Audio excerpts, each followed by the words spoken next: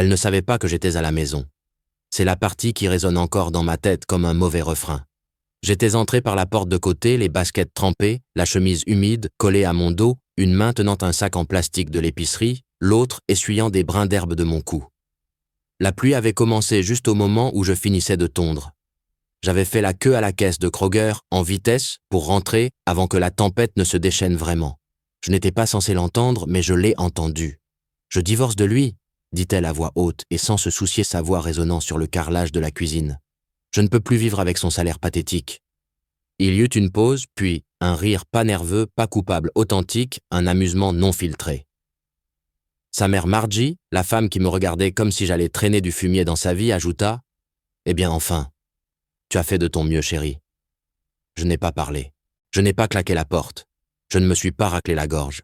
Je suis resté là témoin, silencieux, de l'autopsie de mon propre mariage pendant qu'un sac de dinde d'œufs et de la bonne lait d'avoine à la vanille goûtait sur le parquet. Elle n'a même pas pris la peine de mettre ses AirPods. Ce moment n'était pas de la rage, ni même un chagrin d'amour. C'était de la clarté. On ne discute pas avec quelqu'un qui répète déjà votre éloge funèbre en se vernissant les ongles. Alors je suis allé au garage. Je me souviens du bruit de la pluie sur la gouttière en tôle dehors, alors que j'étais assis sur la vieille chaise pliante verte. Celle qu'elle disait toujours avoir l'air trop célibataire. J'ai fixé la tondeuse à gazon pendant 1 heure entière. Je n'ai pas touché mon téléphone, je n'ai pas pleuré, j'ai juste écouté la pluie et j'ai pris une décision. Ce soir-là, j'ai préparé le dîner. Rien d'extraordinaire. Des galettes de saumon et des petits pois surgelés. Elle n'a pas dit un mot sur les courses, elle a juste fait défiler son téléphone reniflant de temps en temps à quelque chose sur Instagram. À un moment donné, elle a demandé « On peut parler de cette histoire de séparation. J'ai réfléchi peut-être qu'on n'a pas besoin de compliquer les choses. Pas de bataille judiciaire ni de drame. » J'ai dit « Bien sûr ce que tu penses être juste. » Elle cligna des yeux. « Vraiment ?»« Oui, dis-je. Tu peux garder la maison, je trouverai un autre endroit. » La façon dont ses yeux se sont illuminés comme si elle venait de gratter un billet de loterie gagnant. On pouvait presque entendre son orgueil enflé. « Eh bien j'apprécie, » dit-elle retenant à peine un sourire narquois. « C'est très mature de ta part. » Elle ne l'a même pas caché. Aucune tentative d'adoucir le coup. Elle pensait qu'elle avait gagné. Si vous en êtes arrivé là, laissez-moi vous dire quelque chose. Plus de 97% des personnes qui lisent dans les histoires, comme celle-ci, ne s'abonnent pas. Mais si vous le faites, cela nous pousse vraiment, moi et mon équipe, à en faire plus. Si vous aimez la tournure que prennent les événements, restez dans les parages. Quoi qu'il en soit, retournons au spectacle. Le lendemain, elle a eu son petit brunch avec ses amis. J'ai entendu son rire depuis l'allée alors que je partais. « Il est si coopératif », a-t-elle dit. Je me sens presque mal, presque. Il sait qu'il a de la chance que je ne demande pas plus. Elle a dit cela en portant le collier que je lui avais acheté pour notre 5e anniversaire, celui qu'elle avait qualifié de « décevant ». J'ai tout signé. En silence, j'ai souri pendant tout le processus, j'ai répondu à chaque email de son avocat à temps. Je ne lui ai donné aucune raison de soupçonner que quelque chose n'allait pas, sauf une. Elle n'a jamais demandé pourquoi mon nom légal ne correspondait pas à celui de notre hypothèque commune. Elle n'a pas demandé pourquoi je ne l'avais jamais mis à jour après notre mariage. Elle n'a pas remarqué que j'avais discrètement repris le nom de jeune fille de ma mère il y a 2 ans après qu'un enterrement très spécifique ait tout changé. Et vous pouvez parier que je n'allais pas le lui rappeler. J'ai déménagé 3 jours plus tard, j'ai emballé mes affaires dans 2 bacs Rubbermaid et un vieux sac de sport militaire que je n'avais pas touché depuis l'université. Elle n'était même pas à la maison. Elle m'a laissé un mot sur le réfrigérateur qui disait « N'oublie pas de nettoyer la salle de bain du bas. Tu l'as promis. » Touche de classe vraiment élégant. Elle a eu la maison, la BMW blanche, les casseroles, le creuset qu'elle n'a jamais utilisé, et même le chien qui, pour mémoire, m'aimait mieux. Et j'ai tout abandonné, avec un visage impassible et une voix calme. Pas de dispute, pas de cris sur la pelouse, pas d'assiettes cassées, ni de portes claquées, juste des sorties propres et des fils d'emails polis. Elle a dit à ses amis « Honnêtement, je pense qu'il est soulagé. Il sait qu'il ne peut pas maintenir ce style de vie. Il sait qu'il s'est marié en dessous de sa condition. » J'ai entendu ça de seconde main par la femme d'un collègue qui se trouvait dans le même cours de yoga. Je n'ai pas bronché. Laissez-la avoir le récit. Laissez-la jouer la sainte qui a fait de son mieux pendant que je m'effaçais en arrière-plan comme un serviteur poli congédié après des années de fidèle médiocrité. La vérité. J'ai si bien joué le rôle que j'ai même commencé à y croire. Son avocat était un type nommé Jeff. Le genre qui boit des shakes protéinés avec du lait d'amande et prétend être de Brooklyn parce qu'il y a vécu un semestre. Jeff m'a mis en copie de tous les dépôts comme s'il s'attendait à ce que j'ai besoin d'aide pour les lire. J'ai répondu à chaque email par un « accusé de réception » net et j'ai déposé ce dont il avait besoin dans l'heure. Je n'ai jamais fait une seule demande. « Vous ne contestez pas la maison ?» a-t-il demandé lors d'un appel Zoom. « Non », dis-je en sirotant du café dans une tasse ébréchée. Elle a toujours aimé le dosseret. J'ai vu ses sourcils se lever comme s'il venait de découvrir que je n'étais pas analphabète. Et la répartition du 401K, elle peut l'avoir, je renoncerai à la mienne. Il cligna des yeux. D'accord alors, c'est inhabituel. Inhabituel. Jeff, tu n'as aucune idée. Tu vois, pendant que Jeff se félicitait d'avoir bouclé une affaire à faible effort, je menais tranquillement une opération parallèle. Je m'étais déjà réenregistré sous mon nom légal, celui que j'ai restauré après la mort de mon grand-père, celui qui a rendu possible certaines structures de succession, le nom dont elle n'a jamais demandé. Bon sang, elle n'avait même pas remarqué qu'il manquait dans le courrier. Quand nous nous sommes mariés, j'avais pris son nom de famille. C'était une petite chose à l'époque symbolique progressiste et ça a fait pleurer sa mère au mariage. Mais quand grand-père Akens est décédé, je l'ai tranquillement, légalement, sans fanfare, changé parce qu'Akens signifiait plus qu'un nom. Cela signifiait une lignée. Et plus important encore, cela signifiait un accès. Mais je n'ai rien mentionné de tout cela à elle ou à sa petite brigade de brunch.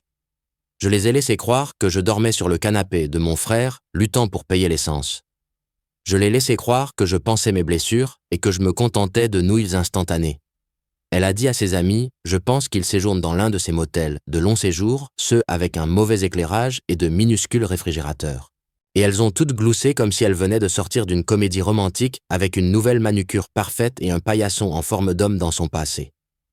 Elle souriait encore quand elle a récupéré l'acte de divorce souriant en m'envoyant un email d'une ligne.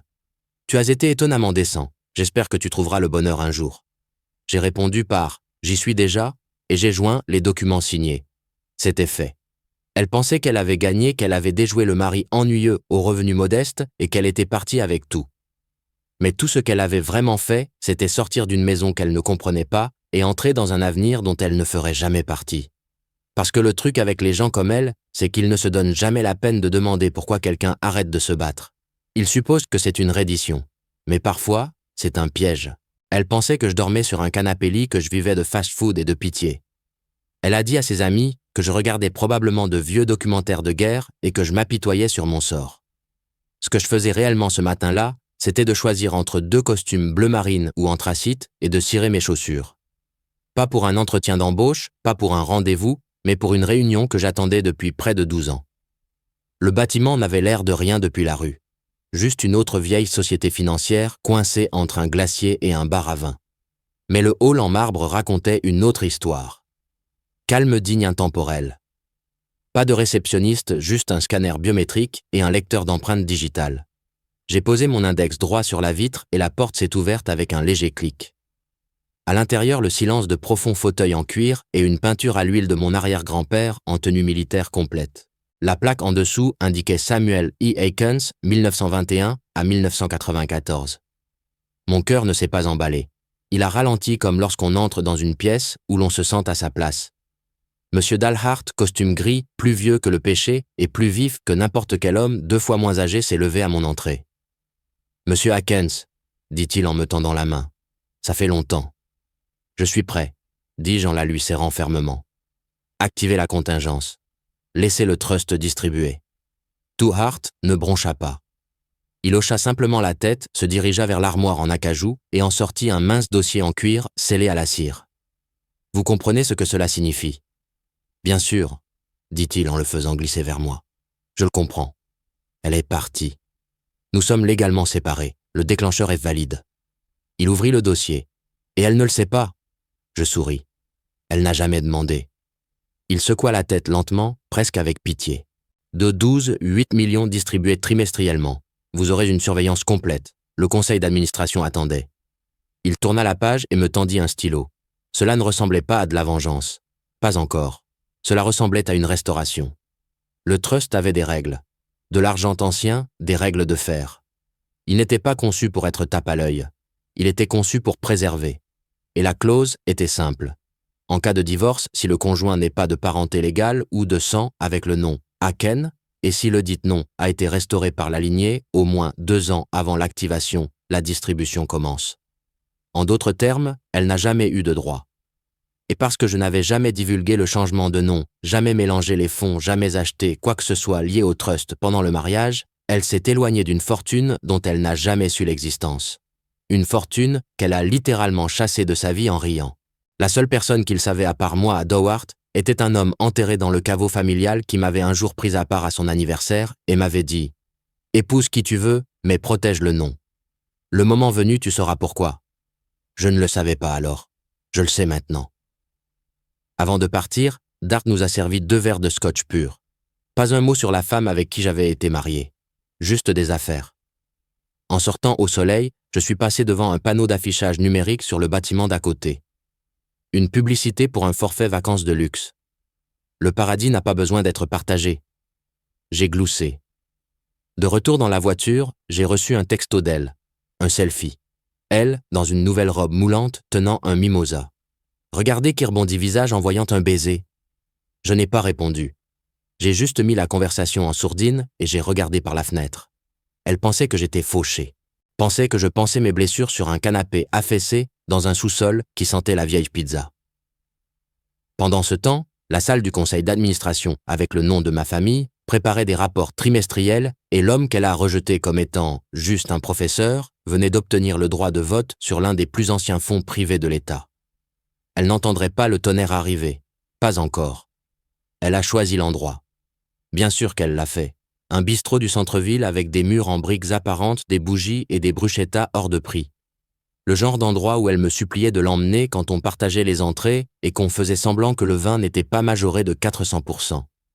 Maintenant, elle était assise à la table du coin, comme si elle en était la propriétaire, faisant tourner un verre de chardonnay, portant cette robe rouge qu'elle ne sortait que quand elle voulait attirer l'attention. Je suis arrivé en jean les bottes encore couvertes de sciure de bois et un Henley à manches longues qui avait certainement vu l'intérieur du garage. Je ne l'ai pas fait pour être dramatique. Je suis venu directement de mon atelier. Elle m'a regardé de haut en bas comme si j'étais une tache sur la carte des vins. « Tu es venu ici directement après avoir changé un pneu ?» a-t-elle dit sans même essayer d'être subtile. J'ai souri. « Non, j'en ai changé 2. Le tien et celui du voisin. » Elle a roulé des yeux. Toujours le blagueur. Une serveuse s'est approchée, sentant clairement la tension. J'ai commandé un hamburger, elle a commandé du saumon grillé avec des asperges qu'elle ne mangerait pas. J'ai pensé qu'il serait bon de tourner la page, a-t-elle dit en sirotant son vin. Tu sais, pour nous 2. Bien sûr, dis-je. Tourner la page. Elle a continué à parler de son nouveau chapitre, de la façon dont elle se concentrait maintenant sur sa marque personnelle et envisageait de lancer un blog sur le style de vie. Je n'ai pas dit un mot, je l'ai juste laissé parler. C'était toujours son passe-temps favori. De toute façon me parler. Puis est venue la pique. Je suis sûr que tu t'en sortiras. Peut-être que tu rencontreras quelqu'un de mieux pour gérer une vie modeste. Elle l'a dit en inclinant la tête, un petit sourire condescendant, comme si elle jetait une friandise à un chien de refuge. Je me suis penché en arrière dans ma chaise. Une vie modeste ne m'a jamais fait peur. C'est mieux que d'être possédé par une hypothèque et une plaque nominative sur le bureau de quelqu'un d'autre. Elle a eu un rire crispé. Eh bien, tu as toujours aimé être petit ? L'addition est arrivée avant qu'elle ne puisse attraper son sac à main, un sac de créateur surdimensionné, que je n'avais jamais vu auparavant, probablement payé avec son premier règlement. J'ai attrapé le porte-addition et j'ai glissé ma carte. « Oh !» dit-elle en clignant des yeux. « Tu n'es pas obligé. » « Je veux le faire. » La serveuse est revenue avec le reçu. Je n'ai même pas jeté un coup d'œil au total. J'ai juste griffonné le numéro j'ai signé et je me suis levé. Elle a baissé les yeux. $500 de pourboire sur une note de $117. Son visage n'a pas changé mais son cou a légèrement rougi. Elle a ouvert la bouche puis l'a refermée. Je ne lui ai pas donné la satisfaction d'une explication. « J'ai un type qui détaille les vieilles voitures, » dis-je nonchalamment. Il pense qu'il peut réparer ta vieille Ultima si tu en as fini avec la Beamer. Elle cligna des yeux à nouveau. Comment as-tu... J'ai souri. Profite du blog. Je suis sorti sans me retourner. Le son de sa confusion me poursuivant plus fort que n'importe quelle dispute n'aurait jamais pu le faire. Dehors, l'air était froid. Je n'ai pas allumé de cigarette. Je ne fume pas. Mais je suis resté sur le trottoir un instant, comme si je le faisais, laissant la nuit s'installer autour de moi. Elle pensait toujours que je simulais la confiance. Pensait toujours que je faisais face. Ce qu'elle ne réalisait pas, c'est que la confiance est plus facile quand on ne joue plus en défense. Quand le tableau de bord est déjà incliné en votre faveur et que votre adversaire ne sait même pas que le jeu a commencé, la vérité s'infiltrait juste un peu. Une goutte de suspicion de $500 dans son verre de vin, parfaitement filtré. Mais je n'avais pas encore fini. Jeff, son avocat, n'était pas du genre à paniquer. C'était le genre de type qui construisait son ego sur des phrases comme « résolution à l'amiable » et « juste mais ferme ». Il adorait les divorces prévisibles. Adorait dire à ses clients « croyez-moi, j'ai tout vu ». Il a probablement pensé que le nôtre serait une note de bas de page dans son petit carnet noir de règlement de routine. Facile, propre et entièrement oubliable jusqu'à ce que l'enveloppe arrive. Elle est arrivée par coursier. Papier crème épais scellé avec un seau de cire en relief. Pas de logo, pas d'adresse de retour, juste privé et confidentiel en encre noire, net. Il l'a ouverte à 15h17 un jeudi. À l'intérieur se trouvait une lettre de 4 phrases. Pas de fioritures, pas de grandes révélations, juste des faits. Cet avis sert à vous informer de l'activation et de la distribution imminente du trust de la famille Akens à Monsieur expurgé. Conformément à la clause 7C, tous les actifs sont personnels hérités et détenus sous le nom d'Aikin depuis 2019. Votre cliente n'est ni nommée ni autorisée à une quelconque partie. Les questions peuvent être adressées à notre bureau juridique. Jeff l'a lu 3 fois. Puis encore une fois, puis il a pris le téléphone. Elle était à nouveau à un brunch, sirotant un café glacé, racontant l'histoire de la façon dont elle m'a gracieusement laissé garder les outils rouillés dans le garage, lançant probablement des pics. Comme honnêtement, c'est un peu triste à quel point il m'a facilité la tâche. À mi-phrase, son téléphone a sonné. Jeff, 2 fois de suite, elle a décroché, agacée. « Jeff, je suis avec des amis. Est-ce que ça peut attendre ?» Sa voix était tremblante. La voix de Jeff. « Vous devez lire la lettre qu'ils viennent de m'envoyer. »« Quelle lettre ?»« Un avis de trust, dit-il. Le trust Akens est activé. 12,4 millions de dollars d'actifs initiaux. Rien de tout cela n'est partagé. Rien de tout cela n'est à vous. » Les mots n'ont pas atterri correctement. Elle a cligné des yeux, a fixé le verre de mimosa, comme s'il pouvait expliquer quelque chose. Quoi ? Je pensais qu'il était juste un professeur. Jeff a expiré comme s'il essayait de faire baisser sa tension artérielle par la seule force de sa volonté. Vous m'avez dit qu'il n'y avait pas d'actifs cachés, que vous viviez au jour le jour. Nous le faisions, a-t-elle lancé. Je veux dire, je pense que nous le faisions. Qu'est-ce que c'est ? Une sorte de truc de retraite ? Non, dit-il. C'est de l'argent de famille ancien et légalement protégé. Je n'ai aucune base ici. Aucune. La table autour d'elle est devenue silencieuse. Son ami la fixait regardant son visage passé de suffisant à gris. Je ne savais pas, a-t-elle chuchoté. C'est clair, a répondu Jeff, sa voix maintenant froide. Mais vous auriez dû. Vous auriez vraiment, vraiment dû. Elle a raccroché et s'est dirigée vers les toilettes. A verrouillé la porte. À l'intérieur, elle a lu la numérisation transférée sur son téléphone. L'a lu encore et encore. Mais la phrase n'a pas changé. Votre cliente n'est ni nommée ni autorisée à une quelconque partie. Elle a essayé de se souvenir. Lui avait-elle jamais posé des questions sur ma famille, sur le nom sur la boîte aux lettres, sur la photo encadrée dans la chambre d'amis qu'elle prétendait toujours jurer avec son esthétique ? Elle ne l'avait pas fait parce qu'elle supposait qu'il n'y avait rien à demander. Elle supposait qu'elle se mariait en dessous de sa condition. Elle supposait que la seule direction qu'elle pouvait prendre était vers le haut. Maintenant, elle se tenait dans des toilettes carrelées, l'écran de son téléphone s'éteignant dans sa main. Réalisant qu'elle n'avait pas seulement perdu un mari, elle avait enjambé un filon d'or dans la terre et s'était éloignée pieds nus. Et tout ce que j'avais fait, c'était la laisser faire. Elle n'a pas frappé. Elle a martelé la paume ouverte 5 claques sèches contre la porte de location bon marché, comme si elle essayait d'invoquer un fantôme. Je l'ai ouverte lentement, tenant une tasse de thé et portant une vieille flanelle que je n'avais pas déballée depuis des années. Derrière elle, le monde continuait de bouger. Des voitures, des arroseurs, un carillon avant d'un voisin. Mais elle se tenait là comme si tout s'était arrêté. « Tu m'as menti !» a-t-elle lancé. Je me suis écarté. « Entre !» Elle n'a même pas enlevé ses talons, elle a simplement claqué sur le sol du petit espace, à peine meublé comme une procureure dans son plaidoyer final. Elle avait l'air ridicule, toujours habillée comme la royauté du brunch, jupe beige, moulante, sac de créateur et fureur. Son mascara était légèrement bavé. Un petit détail, mais révélateur. « Est-ce vrai ?» a-t-elle demandé les mains tremblantes. Le trust, l'argent, le nom Akens. Est-ce vrai? Je me suis assis dans la seule chaise décente de l'endroit, à côté de la boîte en carton que j'utilisais comme table d'appoint. J'ai fait de la camomille, dis-je en désignant la bouilloire. Il en reste encore. Laisse tomber tes conneries, a-t-elle craché. J'ai bu une gorgée et j'ai posé la tasse doucement. Oui, c'est vrai. Le trust de mon grand-père s'est activé au divorce. Héritage conditionnel. Elle me fixa. Conditionnel? Tu veux dire que si nous étions restés ensemble? Tu ne saurais toujours rien, dis-je. C'était toujours la clause. Le trust ne devient accessible que si je ne suis plus légalement attaché à quelqu'un en dehors de la lignée Akens. Tu n'étais pas compatible. Sa bouche s'ouvrit puis se referma. Elle regarda le petit salon comme si elle essayait de se réorienter.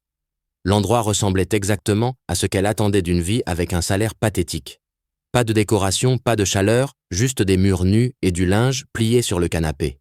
« Tu m'as laissé partir », dit-elle la voix tremblante. « Tu voulais que je parte ?»« Non », répondis-je calmement. « Je ne t'ai juste pas arrêté. »« Je ne savais pas », dit-elle en s'effondrant sur le bord du futon, comme si elle avait été frappée. « Tu ne m'as jamais parlé de ta famille, ni de l'argent, ni du nom. Comment aurais-je pu savoir ? Tu as dit que j'étais juste un instituteur, dis-je. Et tu avais raison, je n'ai jamais dit le contraire. » Elle me regarda alors, et je le vis. Le changement, la prise de conscience qui rampait sur son visage comme une éruption cutanée. Qu'elle avait confondu le calme avec la faiblesse, la simplicité avec la petitesse, l'amour avec le manque d'ambition. « J'ai fait une erreur, » chuchota-t-elle. Je ne dis rien. « Je ne pensais pas toutes ces choses, tu sais, » dit-elle, sa voix glissant vers le ton suppliant qu'elle utilisait quand elle voulait encore des choses de moi. « À propos de ton salaire, j'étais juste en colère sous pression. » Je me suis levé, je suis allé à un petit meuble et j'ai sorti une enveloppe en manille, la même que j'avais apportée au dîner, la même qu'elle avait ignorée la première fois. Je la lui ai tendue. Sa main a tremblé en la prenant. « Tout est toujours valide, » dis-je. « Signé, finalisé. Nous sommes officiellement finis. » Elle regarda l'enveloppe comme si c'était une bombe. « S'il te plaît, » dit-elle. « Parlons vraiment. » J'ai proposé ça, dis-je en retournant à ma chaise. Il y a des années. J'étais stupide. Je suis d'accord. Elle rit sèchement brisée. Tu es sérieux? Je suis en paix. Des larmes montèrent à ses yeux. Pas du genre performatif qu'elle utilisait quand elle n'obtenait pas ce qu'elle voulait au fait. Des vrais. Le genre qui vient quand le sol disparaît sous vos pieds. Je n'ai jamais su qui tu étais vraiment. Non, dis-je, mais moi, si. Elle a laissé l'enveloppe sur la table basse et est sortie sans un autre mot. Même pas un claquement de porte. Juste le silence. Et dans ce silence, j'ai pris une autre gorgée de mon thé et j'ai regardé l'enveloppe. Elle pensait que c'était la fin d'une conversation, mais pour moi, c'était la ponctuation, le dernier point, à la fin d'une phrase très longue et très silencieuse. La photo apparut en page 3 du Midland Business Journal, sous un titre que la plupart de ses amis n'auraient probablement même pas remarqué avant de le faire. Héritage et leadership. Le Trust familial Akin réapparaît avec un engagement philanthropique local. J'étais là, clair comme le jour, costume bleu marine, chemise blanche impeccable, serrant la main du maire devant une toile de fond de gala de charité, avec des logos en lettres dorées derrière nous. À ma gauche se tenait le PDG d'un groupe hospitalier local, à ma droite le président du conseil de préservation historique. Et sous l'image, en gras, Sarif, nom complet, expurgé, unique héritier du patrimoine de la famille Akens, elle l'a vu par hasard. Une amie de sa classe de spinning a envoyé une capture d'écran avec un emoji qui rit. « C'est ton ex. Merde, tu n'as jamais dit qu'il avait de l'argent. » Un autre message est arrivé quelques secondes plus tard. « Amie, différente, même, énergie. Tu ne me disais pas qu'il te devait encore la Vitamix. » Un troisième message. Sa cousine, « Ton ex fauché vient de promettre $1 million pour restaurer la vieille bibliothèque. » Visage rouge. Elle a ouvert l'article. L'article n'était pas long, juste quelques paragraphes notant comment M. Akens est resté largement privé au fil des ans et comment il avait tranquillement repris le contrôle du trust familial après le décès du patriarche Samuel Akens. Il louait son profil bas, sa décision de soutenir les initiatives locales et son apparent désintérêt pour l'étalage de la richesse. Il y avait même une citation « L'héritage ne consiste pas en un héritage », ai-je dit au journaliste. C'est une question de discernement. Des décisions silencieuses avec des résultats retentissants.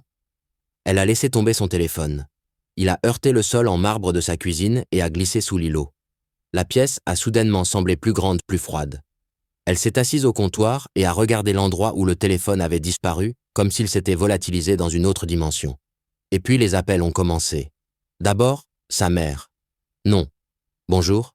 Tu veux dire que tu as quitté ça ?» Elle a fermé les yeux. « Maman, je ne savais pas. Tu as vécu avec lui pendant des années.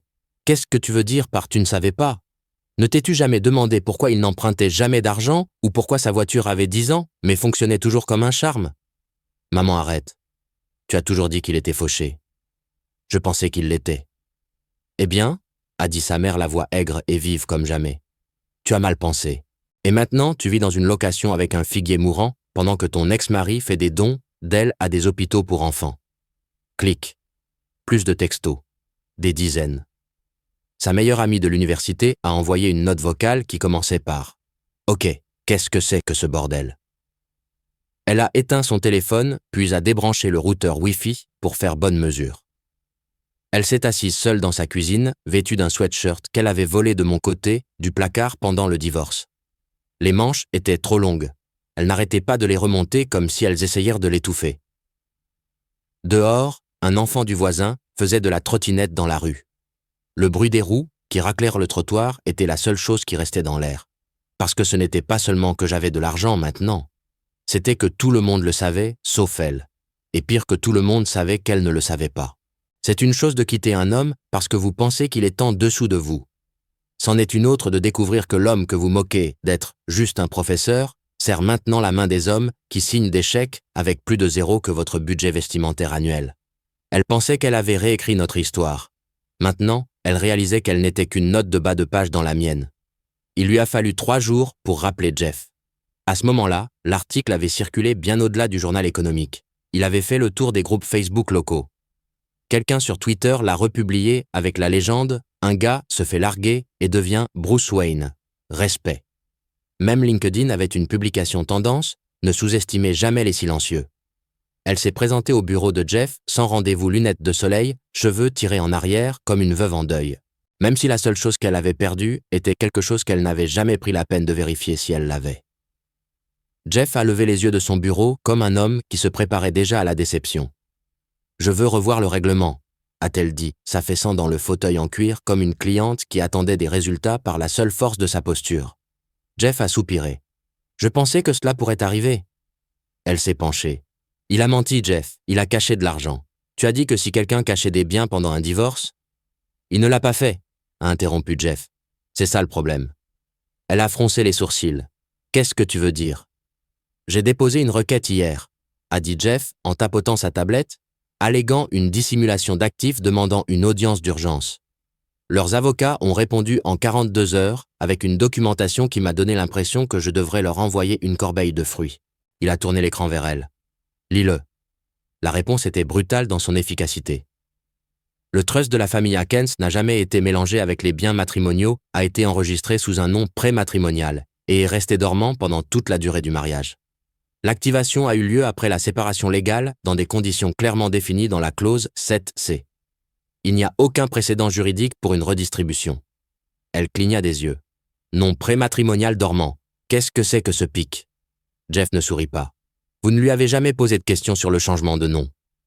Je pensais qu'il était sentimental ou quelque chose comme ça. Jeff tapa à nouveau. Légalement, il a tout isolé. L'héritage n'existait sous aucune forme que nous aurions pu réclamer pendant que vous étiez ensemble. C'est comme poursuivre quelqu'un pour un billet de loterie qu'il a acheté après la rupture. « J'étais sa femme », dit-elle, la voix s'élevant. « Je lui ai donné des années de ma vie.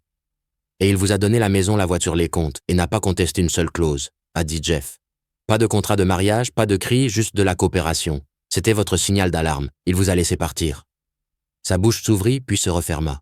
« Il doit y avoir un moyen, » dit-elle enfin. « Appelle technicité quelque chose. » Jeff croisa les mains. Il n'y en a pas. Elle se pencha lentement en arrière comme si la gravité elle-même était devenue plus lourde. « Vous me dites, j'ai renoncé à 12 millions de dollars. »« 12,8, » a corrigé Jeff serviable. Elle fixa le mur. Le diplôme de droit de Harvard encadré. La bibliothèque pleine de revues juridiques qu'elle n'a jamais lues. « Vous auriez dû creuser plus profondément, » a-t-elle dit d'un ton plat. Jeff la regarda, l'expression illisible. « Non, dit-il. C'est vous qui auriez dû. » Oubliant. « Pour une fois, elle n'eut aucune répartie, aucune déviation, aucune remarque acerbe, juste le silence. Parce qu'il n'y a pas d'avocat pour l'arrogance, pas de procédure d'appel pour avoir sous-estimé quelqu'un qui vous connaissait mieux que vous ne vous connaissiez vous-même. Tout ce qu'elle pouvait faire maintenant, c'était s'asseoir dans ce bureau entouré de langage juridique et de bois poli et réaliser que les papiers étaient définitifs. L'argent était parti, et lui aussi. Elle est arrivée dans une simple enveloppe blanche. Pas d'adresse de retour, pas de seau de cire, aucune tentative de l'envoyer avec nostalgie ou de la vaporiser d'un parfum qu'elle prétendait autrefois lui donner des migraines. Juste un timbre, une tache d'encre de stylo près du bord et mon nom. Écrit à la main avec la même écriture en boucle qu'elle utilisait sur les cartes de Noël quand on en échangeait encore. À l'intérieur se trouvait une seule feuille de papier pliée proprement. Le genre de pliage fait avec soin, pas à la hâte. Je l'ai déplié lentement debout, au milieu de mon atelier, avec un tournevis dans une main et de la sciure de bois encore collée à mes bottes. Il n'y avait pas de fioriture, pas d'ouverture dramatique, pas de salutation, juste une seule phrase écrite à l'encre bleu foncé. Je pensais que tu étais petit. Il s'avère que c'était moi. Pas d'excuses, pas de demande, juste ça. Et ça, ironiquement, était la chose la plus honnête qu'elle ait jamais écrite. J'ai regardé les mots un long moment. Ils ne faisaient pas mal. Plus maintenant. Ils n'ont pas déclenché de rage, ni de tristesse, ni aucune des émotions qui me tordèrent les tripes quand son nom s'allumait sur mon téléphone. Ils ont juste confirmé ce que je savais déjà. Je suis allé au classeur dans le coin arrière de l'atelier. Pas celui avec les impôts et les titres de propriété. L'autre, celui avec le tiroir étiqueté au charpie épais. Compte réglé. À l'intérieur se trouvaient de vieux bulletins de paie du district scolaire. Une copie délavée de notre acte de mariage. Une photo de nous au lac Morov qu'elle n'avait aucune idée que j'avais gardée. Nous deux souriant à l'époque où c'était encore réel. Ou du moins, quand je pensais que ça l'était. J'ai glissé la lettre avec le reste et j'ai fermé le tiroir avec un claquement solide. Pas de cérémonie, pas de cadre, juste classé finalisé. Parce que la vérité, c'est qu'elle ne m'a pas envoyé cette lettre pour moi. Elle se l'est envoyée à elle-même. La femme qui a enfin réalisé que la chose qu'elle avait jetée n'était pas un homme avec un salaire modeste, mais quelqu'un qui n'avait jamais eu besoin d'argent pour être puissant. Quelqu'un qui n'avait pas besoin de crier pour être entendu. Quelqu'un qui construisait des héritages en silence pendant qu'elle diffusait chaque brunch. Elle avait passé des années à confondre l'éclat avec la substance. Pensait que la classe était quelque chose que l'on mettait sur une carte de crédit. Pensait que le pouvoir se présentait sous la forme de mètres carrés et du nombre de personnes que l'on pouvait impressionner lors d'une soirée entre filles. Et maintenant, elle savait mieux. Mais le savoir ne changeait rien. La maison n'était plus à elle. Les amis qui l'encouragèrent autrefois transféraient maintenant des titres sur moi. L'avocat en qui elle avait confiance était devenu silencieux. Et l'homme qu'elle avait autrefois laissé debout dans une cuisine avec un sac d'épicerie plein de laitue fanée ne regardait plus en arrière. Elle m'a envoyé cette phrase en espérant qu'elle ouvrirait une porte. Mais tout ce qu'elle a fait, c'est fermer la dernière fenêtre qu'elle n'avait pas réalisé être encore entr'ouverte. Et je n'ai pas répondu parce qu'on ne discute pas avec les fantômes. On les laisse simplement s'estomper. La salle de bal était silencieuse, non pas par malaise, mais par respect. Des lustres en cristal scintillaient au-dessus de tables dressées de lin blanc. Des fourchettes en argent alignées comme des soldats. Des hommes et des femmes en smoking sur mesure et en robes élégantes levèrent des verres remplis de vin à $1000. Sur l'estrade, je me tenais avec la montre de poche de mon grand-père dans la poche de ma poitrine, dans un discours que j'avais réécrit 100 fois, mais que j'avais mémorisé en une seule nuit. Je n'avais pas besoin de dire grand-chose. Certaines personnes poursuivent un héritage, dis-je, laissant le silence s'installer. D'autres en héritent, mais les plus intelligents le protègent. Une légère vague d'acquiescement parcourut la foule. Je ne crois pas à la vengeance, continuai-je. C'est inefficace, émotionnel, bruyant, mais le discernement, c'est là que réside le pouvoir. Je levai mon verre au discernement. Un léger tintement emplit la pièce. Pas un rugissement, pas une ovation debout, juste quelque chose de mieux. Du respect. De l'autre côté de la ville, dans une cuisine faiblement éclairée, bordée de cartons de déménagement à moitié emballés et d'un égouttoir rempli de verres à vin ébréchés.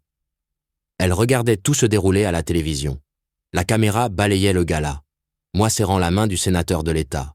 Moi riant avec le conseil de la fondation. Moi souriant, pas suffisant, pas triomphant, juste impassible.